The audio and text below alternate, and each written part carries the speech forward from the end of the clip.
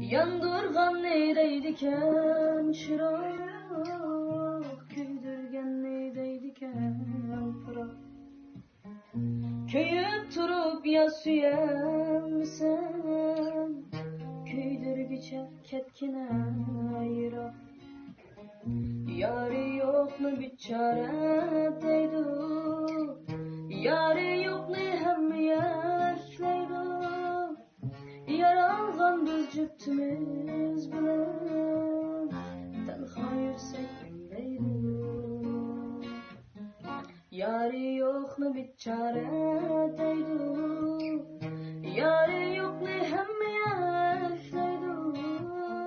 Yaralgan biz cüptümüz bilen, tenha yürsek deydu.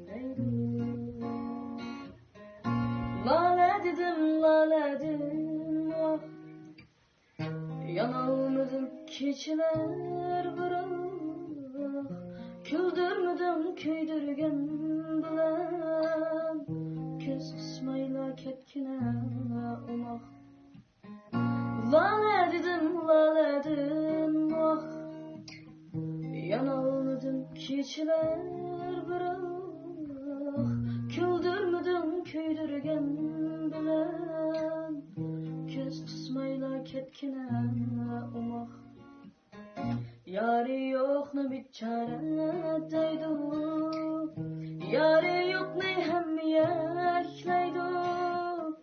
Yaralgan biz cüptümüz bilen, tenha yürsek deydu.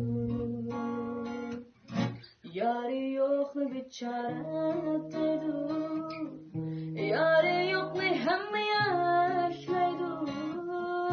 Yaralgan biz cüptümüz bilen, tenha yürsek deydu. Yarı yok ne bir çare deydu, yarı yok ne hem yekleydu. Yaralgan biz cüptümüz bilen, tenha yürsek deydu. Tenha yürsek